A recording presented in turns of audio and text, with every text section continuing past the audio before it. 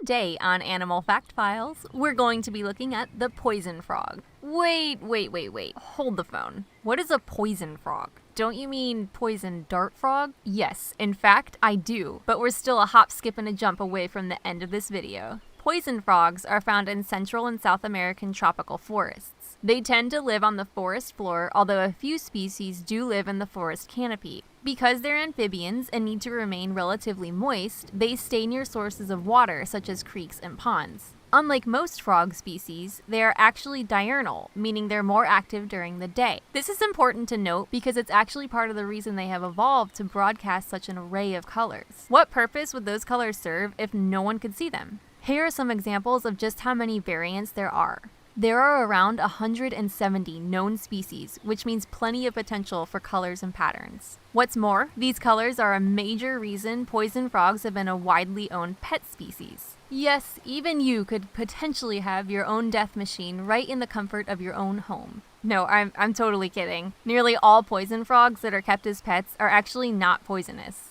What? I'm just blowing all the minds this episode. Yep, the toxicity of a poison frog depends solely on what they eat. Owned frogs are usually fed things like crickets, mealworms, frog pellets, but wild frogs have access to some crazy things. Those crazy things are what make the frogs poisonous. Insects that are toxic themselves, such as centipedes, millipedes, beetles, and ants, are all on the wild poison frog's menu, and the toxins of those insects are transferred to the frog. Without the toxic bugs, there can't be toxic frogs.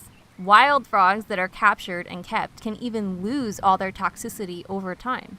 In the wild, poison frogs can live up to 15 years, and in captivity, they can live even longer. Their only known predator is a snake that's immune to their poison. When it comes to mating, the females are actually more competitive than the males. Eggs are laid on leaves or in safe places in the undergrowth of the forest in clutches of 1 to 30, depending on the species. Once the eggs are ready to hatch, a lot of poison frog parents will actually carry the tiny tadpoles on their back to the nearest water source. Mothers will return to feed the tadpoles unfertilized eggs in order to pass on the poison. I think one of my favorite pieces of information I came across about these creatures is that some mothers, depending on the species of course, will even separate each baby into a different water source and bring them eggs individually because, if she didn't, territorial instinct might take over and the little ones may end up eating each other. Talk about motherly love.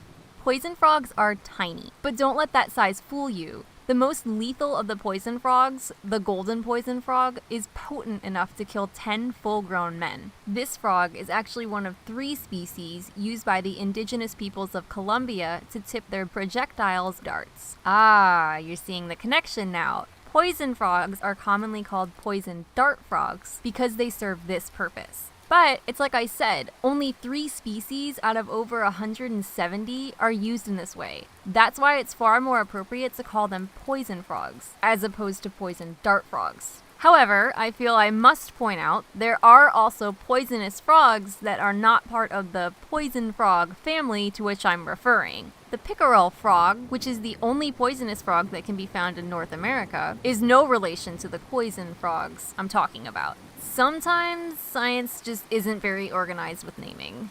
Recently, research of poison frogs has led to the discovery of a painkiller that is up to 200 times more effective than morphine without the side effects. Other uses of the frog's secretions could include help for people with certain heart or circulatory conditions, as well as muscle relaxants. Thankfully, most species of poison frogs are thriving and are placed on the least threatened list.